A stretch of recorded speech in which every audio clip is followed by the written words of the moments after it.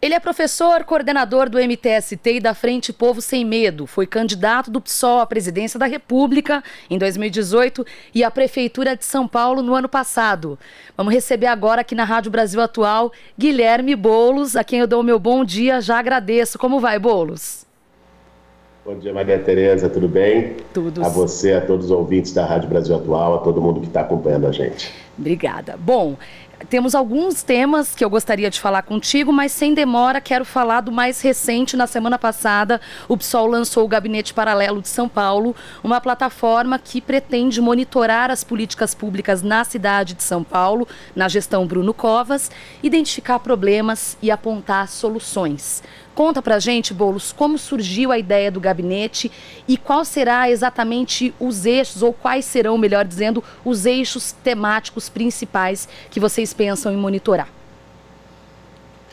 Olha, Maria Tereza, as eleições do ano passado aqui em São Paulo, elas mostraram que existe um forte sentimento e um engajamento pela mudança da cidade, principalmente entre os jovens, mas não só.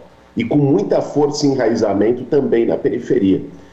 O nosso projeto teve mais de 2 milhões de votos, mais de 40% da população de São Paulo optou pela mudança, deu um grito pela mudança. Nós não ganhamos as eleições. Agora, política não se faz apenas em ano eleitoral. Debate sobre projeto de cidade, projeto de país, não pode ser feito apenas às vésperas de eleição. E por isso a gente achou fundamental traduzir esse sentimento, essa esperança, esse desejo de mudança que se expressou de algum modo nas urnas no ano passado, numa iniciativa permanente, uma iniciativa de fiscalização e monitoramento das políticas públicas na cidade de São Paulo, mas não só, também uma iniciativa de proposta, de apresentação de projeto sobre vários temas. Nós tivemos já nesse primeiro mês de governo Bruno Covas, enfim, algumas atrocidades, né? Começar por essa mais recente, que foram as pedras pontudas debaixo de um viaduto lá no Tatuapé, que não é novidade. Aliás, mais uma vez, saúdo aqui o Padre Júlio pela atitude corajosa, simbólica, de ter ido lá com a sua marreta, dar uma marretada simbólica naquelas pedras para tirá-las. Porque aquilo é inadmissível, a gente não pode tolerar a indiferença, o descaso, o higienismo, como se fosse algo natural na vida cotidiana da cidade. Então, um debate que o Gabinete Paralelo vai fazer, por exemplo, é monitorar a situação da população em situação de rua, fazer uma avaliação em cada região da cidade, onde deveriam ter mais casas de acolhimento, qual o tipo de perfil que essas casas deveriam ter, né? A proposta de ter assistente social, psicólogo nessas casas, o custo para o orçamento municipal, como isso cabe no orçamento, enfim, um conjunto de políticas públicas da cidade, mostrando também soluções e a viabilidade dessas soluções. Esse é um pouco do projeto do Gabinete Paralelo. Nós vamos traduzir também essas iniciativas, ou pelo menos uma parte delas, em projetos de lei que vão ser apresentados para a bancada do PSOL e para a bancada da oposição na Câmara Municipal, e fazer um debate permanente sobre a cidade, mobilizando especialistas, gente que tem experiência na academia, que já teve inclusive experiência na própria gestão pública, mobilizando lideranças comunitárias, movimentos sociais. Essa é a proposta. Boulos, você mencionou o Padre Júlio. Eu estive com ele na semana passada e aí ele falou uma coisa que me tocou bastante. Eu quero trazer essa provocação aqui pra gente, sobre justamente essa mentalidade higienista, né? Ele disse o seguinte, ele falou que o poder é intolerante, porque em alguma medida, em algum momento da nossa conversa eu mencionei as pedras e ele lembrou algumas gestões, por exemplo, do PT na prefeitura, que também não conseguiram fazer uma gestão adequada das pessoas em situação de rua. Minha pergunta são duas aí, provocação para você. Primeiro, o quanto você acredita que dê poder a alguém para que você conheça, né? Então, o quanto o poder é intolerante, assim como Padre Júlio disse, e o quanto essa proposta do gabinete de fazer uma oposição propositiva pode mostrar um caminho do meio aí, né, de construção coletiva, o quanto isso pode ser valoroso para a construção política local. Olha, Maria Tereza, eu não acredito que o poder mude as pessoas, né? Eu acredito que, às vezes, o poder revela as pessoas. Agora, enfim, de fato, o problema de práticas intolerantes em relação ao sem-teto, à população em situação de rua, não é privilégio do atual governo, né? Isso acontece há muito tempo em São Paulo e, infelizmente, foi reproduzido por algumas das gestões progressistas na cidade, ou que foram eleitas e governaram com o discurso de uma gestão mais democrática, mas a população em situação de rua sempre foi vista como uma pedra no sapato, né, como um problema. Olha a loucura, né? Quando você faz rampa anti-mendigo, pedra debaixo de viaduto, qual é a lógica que está embutida aí? A lógica é que tem que esconder. Isso. A lógica é que é uma coisa indesejável que as pessoas não querem ver, e em vez de resolver o problema a partir de políticas públicas humanizadas, de acolhimento solidário, esconde, bota uma pedra para que a pessoa suma em algum buraco para que ninguém veja ela. Isso é um disparate. Eu acho que isso já é, de algum modo, uma expressão da desumanização que a gente tem vivido na nossa sociedade, da incapacidade de sentir o sofrimento, a dor do nosso semelhante como se ela fosse nossa. E essa crosta de indiferença que de algum modo a sociedade foi formando e que os governantes foram legitimando ao longo do tempo, ela também foi ajudando a gente a chegar no lugar que a gente chegou hoje, né? Quando a vida do outro para nós é indiferente, quando não existe empatia, quando não existe solidariedade, nós estamos a um passo do discurso do ódio ou do discurso que naturaliza 240 mil mortos no meio de uma pandemia. Começa aí, começa quando a gente olha uma criança no semáforo com fome e fecha o vidro e não consegue enxergar que ali podia estar um filho ou uma filha nossa. Mas eu não acho que isso é inevitável, Maria Tereza. Eu não acho que chegou ao poder você vai ter ali uma varinha mágica que te leva a mudar suas posições ou a ter essa indiferença. Eu defendi durante a campanha eleitoral um projeto que era extremamente factível em relação à população em situação de rua, construído e discutido com gente como o padre Júlio Lancelotti, construído inclusive também com base no que foi a experiência do governo da Luísa Erundina aqui em São Paulo, reconhecidamente um governo que acolheu a população em situação de rua. E eu acredito que se esse nosso projeto tivesse sido vitorioso nas urnas no ano passado, a gente teria uma reviravolta nesse quadro. Mas vai chegar o tempo, vai chegar o dia, com certeza, que essa proposta vai ser vitoriosa, não só na cidade de São Paulo. Agora sobre o gabinete... Isso. Eu acho assim, tem um espaço de debate político no Brasil todo que está represado, porque aí tem um erro, inclusive, dos próprios partidos de esquerda, que foram se acomodando a essa lógica eleitoral, institucional, e de fazer a política a cada 4 anos. Ir lá no bairro, conversar com as pessoas, escutar, construir iniciativas, debater projetos apenas a cada 4 anos. A proposta do gabinete paralelo, vamos dizer aqui, ela não é uma coisa que a gente tirou da cartola, né? Quem criou essa experiência de gabinetes paralelos foi o Partido Trabalhista Inglês, que mantém isso, fez disso uma tradição de construção política quando está na oposição. Isso aconteceu aqui no Brasil, em 1989, depois que o Collor ganhou a eleição, liderado pelo Lula no Instituto Cidadania. Você teve um gabinete paralelo em nível nacional para também monitorar, fazer marcação cerrada, apresentar propostas. E ele é uma forma de não apenas fazer uma oposição combativa que critique, digo não apenas porque esse tipo de oposição também é necessária, né?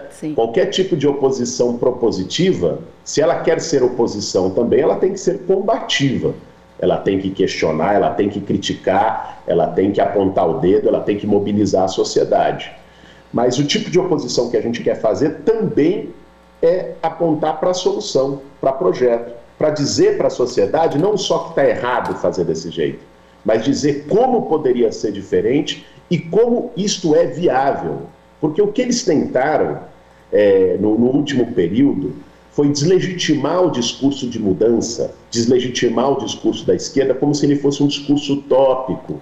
Olha que bonitinho esse discurso, parece um ursinho carinhoso. Pena que não é real, que não é viável, que não é factível, que não cabe no orçamento, e todo blá blá blá, que é um blá blá blá mentiroso, que é um blá blá blá enganador, porque as nossas propostas não só são viáveis, possíveis, como também, sobretudo com uma política econômica adequada, cabem muito bem no orçamento. E é isso que a gente vai mostrar com o desenho do Gabinete Paralelo.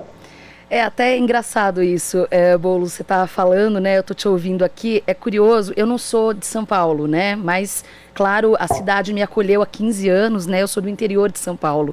E algumas regiões do interior são extremamente conservadoras e eu sinto um pouco isso ainda do paulistano. Então, de fato, você mostrar, conseguir construir um projeto que se mostre possível, pode ser mesmo um ponto de virada, porque, de fato, você teve um resultado expressivo nas últimas eleições. No entanto, não ganhou. E aí eu fico lembrando, pensando no meu pai, né? Ele fala, que ele brinca, ele fala assim, parece aquele casamento que não tá indo muito bem, mas é ruim comigo, pior semigo, né? Então as pessoas acabam indo ainda, o paulistano médio, sinto que ele ainda vai no PSDB por causa do lastro que existe, porque existe quase que uma tradição e, de certa forma, um medo de mudança. E aí queria saber o que você acha disso. Com certeza, eu acho que você expressou bem na última frase, existe muito um medo, né? As pessoas acabam sendo levadas para o continuismo do PSDB, não porque isso seja bom, aliás, há um nível de insatisfação, há um nível virou uma apatia em relação às gestões do PSDB em São Paulo. No Estado eles governam há 30 anos. Mas há também um conservadorismo no sentido do medo do novo, do medo de mudança. Eu enfrentei isso de forma direta na eleição. Mas quando a gente vai começando a quebrar preconceitos, Maria Tereza, vai apontando de que, olha, isso que estão vendendo para você como... na campanha, o dito preferido dos meus adversários da máquina do PSDB era me chamar de extremista, de radical. E quando a gente foi começando a mostrar para a sociedade que não era isso, foi abrindo portas. Nós tivemos um problema muito sério nessa eleição, que nós tivemos o segundo turno mais curto da história eleitoral brasileira, por causa da pandemia. Sim. Foi um segundo turno de menos de 2 semanas. Então, por exemplo, o programa eleitoral no segundo turno, que foi quando o jogo ficou igual, quando teve tempo de TV igual, eu tive 8 programas eleitorais. É muito pouco. A gente teve condição de começar a fazer a mensagem chegar para as pessoas, mas não deu tempo suficiente de fazer essa quebra completa. Onde a gente conseguiu chegar bem, fazer o nosso projeto ser compreendido, engajar e mobilizar, foi na juventude. Eu tive 65% dos votos dos jovens com menos de 25 anos na cidade de São Paulo, segundo a pesquisa do Datafolha da véspera da eleição, porque a juventude está mais conectada nas redes sociais. E nas redes sociais, o jogo era mais parelho, né? Você podia chegar de forma mais igual. Enquanto que na televisão, no primeiro turno, eu tinha 17 segundos, o Bruno Covas tinha quase 4 minutos. E o jogo da máquina é muito pesado, isso ainda pesa muito, não só em São Paulo, no processo eleitoral brasileiro como um todo. Ter a máquina na mão faz muita diferença. Vou te dar um exemplo do que foi o episódio das creches conveniadas na cidade, que, aliás, conforme a denúncia que eu fiz durante o processo eleitoral, agora estão sendo investigadas pela Polícia Federal. Teve investigação da PF, a operação da PF, por desvio de recursos das creches conveniadas em São Paulo. Eu não fiz essa generalização, não são todos os convênios e todas as entidades parceiras da prefeitura que estão envolvidas com isso, mas fiz um questionamento. O que eles fizeram? Usaram a máquina, pegaram o secretário de Educação, reuniu com as creches conveniadas e mandaram mensagens para, são o quê? Entre 500, 600 mil, entre pais e mães, de alunos da creche conveniada de São Paulo, para dizer que eu iria fechar as creches, né, que o filho deles ia ficar sem creche. Então, assim, o uso da máquina foi violentíssimo aqui em São Paulo, mas eu não sou daqueles de ficar chorando leite derramado. Por isso que nós estamos organizando o gabinete paralelo, estamos olhando para frente. Eu acho que tem um espaço enorme de disputa, não só em São Paulo, mas no Brasil. Tem um espaço enorme de disputa na sociedade brasileira para um projeto de combate à desigualdade social, para um projeto baseado numa ética mais solidária, para um projeto coletivo, para um projeto que engaje as pessoas numa política que seja feita com P maiúsculo novamente.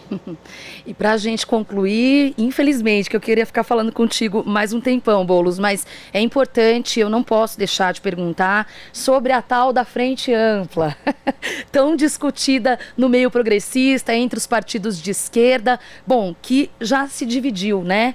PT é ainda, claro, o maior partido de esquerda do Brasil, isso aí a gente não tem nem discussão, só que existe uma discordância interna. Eu tive a oportunidade de conversar com o ex-ministro Tarso Genro e depois também com o ex-ministro e ex-prefeito Fernando Haddad aqui nesse espaço.